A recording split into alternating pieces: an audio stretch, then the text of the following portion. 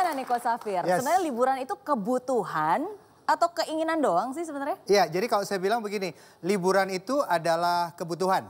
Ya, kenapa? Karena yang namanya liburan itu adalah sebuah tindakan untuk kita bisa melewati rutinitas kita sehari-hari. Jadi kalau kita punya rutinitas, yang kita lakukan adalah kita membreak rutinitas tersebut supaya ketika kita kembali bekerja, maka pekerjaan kita akan bisa kita lakukan dengan sangat-sangat baik. Tapi ini juga menarik Miss Mary, bahwa seringkali banyak orang mengatakan liburan baru disebut suatu liburan kalau kita pergi keluar kota.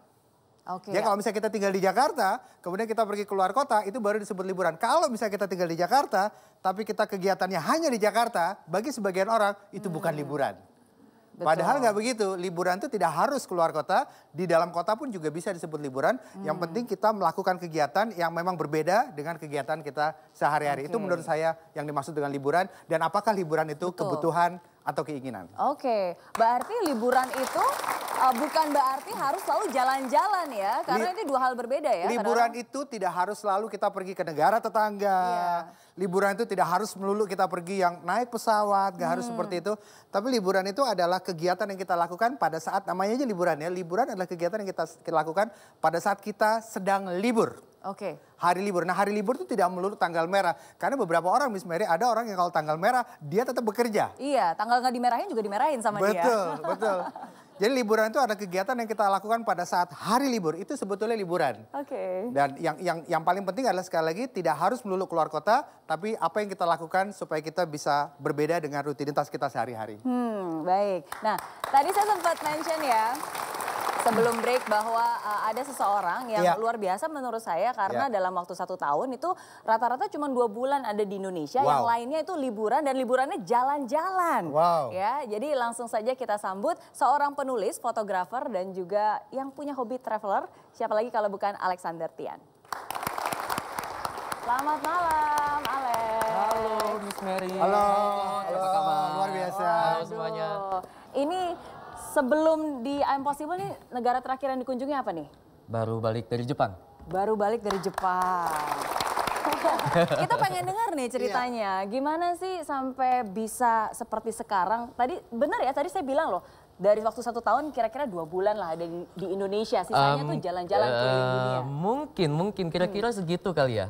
Sampai ditanyain sama temen, Alex di Jakarta kapan? Seringnya ditanyain begitu, tapi untuk traveling kayak begini sebenarnya ada aspek seneng gak senengnya sih. Senengnya kita bisa jalan-jalan, melihat dunia, ketemu banyak orang, ngelihat culture-culture baru. Gak senengnya tuh ketika harus packing, harus bayar tiket, harus bayar hotel, bayar makan. Belum lagi kalau negaranya biaya hidupnya mahal ya. Itu dia. Dan Jepang termasuk salah satu yang lumayan kan. Lumayan. Gitu. Nah, tapi mungkin kita pengen dengar dulu nih kisahnya. Karena kan sekarang kan bisa travel sesering itu. Tapi apakah itu udah dari dulu memang punya hobi traveling dan dari dulu punya apa ya, kemudahan untuk bisa travel sebanyak itu? Enggak sih, sebenarnya dulu aku malah cuma penjaga di warung. Penjaga warung? Penjaga warung, warung kelontong. Nimbangin gula, nimbangin telur, ngobrol sama ibu-ibu yang belum mandi kalau pagi. Lalu itu Di aku Pontianak ngebantuin, ya? enggak, itu di Tangerang, aku ngebantuin kakakku. Oke. Lalu setelah itu ngumpulin uang, akhirnya aku bikin warung sendiri. Bikin warung sendiri, ketemu lagi ibu-ibu yang lain yang gak mandi juga kalau pagi. Aduh, kenapa sih ibu-ibu ini? Anyway, lalu setelah itu aku diajakin sama temenku untuk pindah usaha. Akhirnya aku punya konter handphone dan pengalaman selama 3 tahunan itu aku tulis. Aku jadiin buku. Oh, gitu. Pengalaman dari jaga warung sampai buka counter handphone. Waktu itu cuma counter handphone aja yang aku masukin buku. Karena ketemu manusianya tuh yang sangat dinamis, sangat berbeda. Mereka tuh yang macam-macam maunya. Jadi menurutku kita bisa mengenali sifat-sifat manusia ketika kita berinteraksi langsung kan. Dan akhirnya semua itu diceritakan di dalam buku. Terus dari buku sampai akhirnya jadi travel kemana-mana? Itu ada prosesnya sih, dari buku, kemudian aku main sosial media, lumayan banyak followersnya. Kemudian dari situ banyak tawaran masuk, Alex kamu udah pernah kesini belum, mau ikut nggak gitu. Wah enak banget ya. Diminta untuk mempromosikan. Tapi berarti kalau Alex sendiri sebelum pekerjaan ini nih memang hobinya suka traveling? Aku memang dari dulu suka traveling sih. Jadi waktu papaku meninggal aku harus naik kapal pelni sendirian dari Pontianak ke Jakarta disambung dengan naik bus dari Jakarta ke Malang dan itu usiaku baru 7 atau 8 tahun. Dan saya sendirian waktu itu. Jadi memang dari dulu jalan-jalan sendiri tuh memang udah biasa.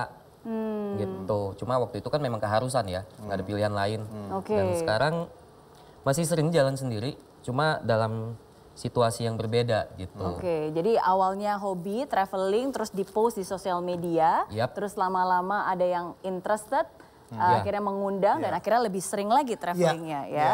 Oke, nah sekarang kan udah sering nih traveling ya, nanti kita dengar juga dari Coach Safir nih, tapi saya pengen dengar gimana cara kamu membudget traveling? Cara ngebudget sebenarnya gampang-gampang susah. Kadang-kadang kita lagi nggak niat liburan, tahu-tahu lihat sale. Iya. Oke, ke travel fair. Waduh ini tiket ke sini murah banget. Waduh tiket ke Bali cuma 200.000, masa nggak tergoda? Iya. Kalau aku prinsipnya adalah lebih baik nyesel membeli daripada nyesel nggak beli. Sebentar.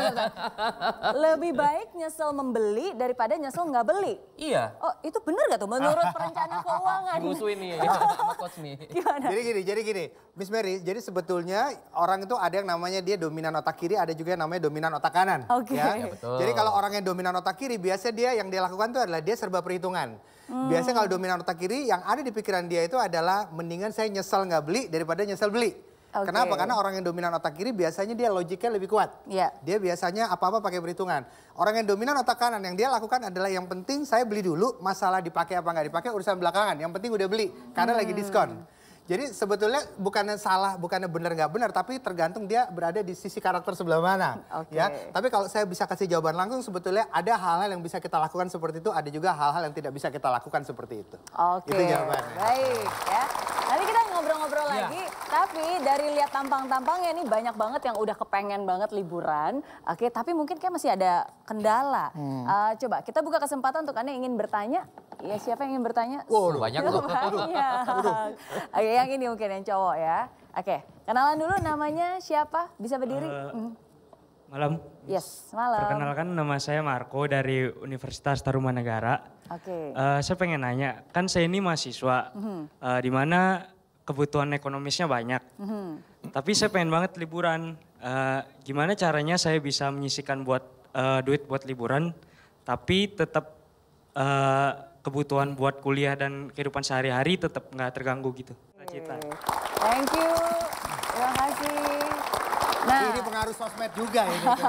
Bagus banget ya. Bagus banget. Oke, gimana Coach Safir? Untuk mahasiswa pengen liburan? Iya, jadi sebetulnya gini, kalau kita bicara liburan, sebetulnya yang harus kita lakukan adalah kita harus bisa mengenali pos-pos biaya liburan.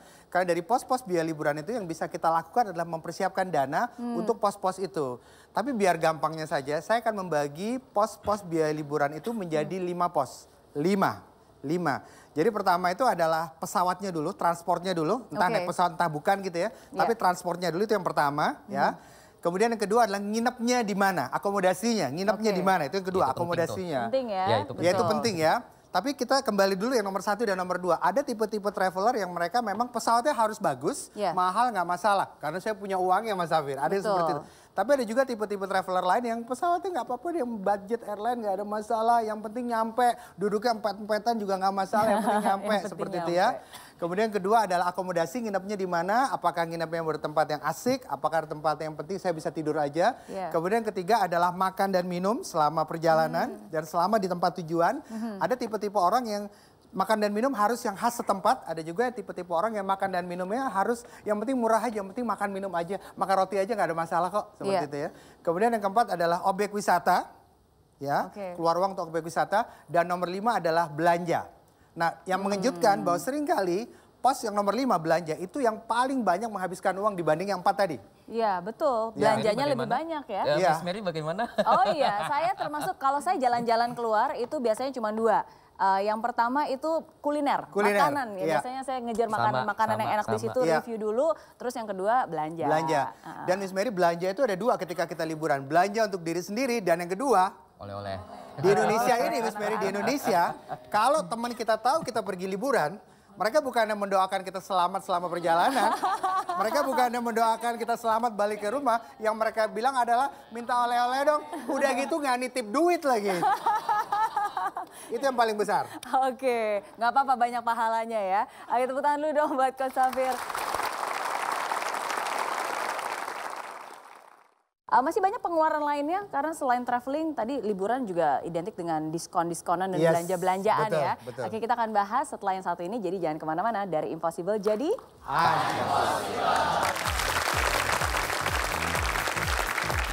Kenapa wanita itu suka tergiur sama diskon dan bagaimana cara bijak dalam berbelanja? Sebetulnya antara laki dan perempuan siapa sih yang lebih boros?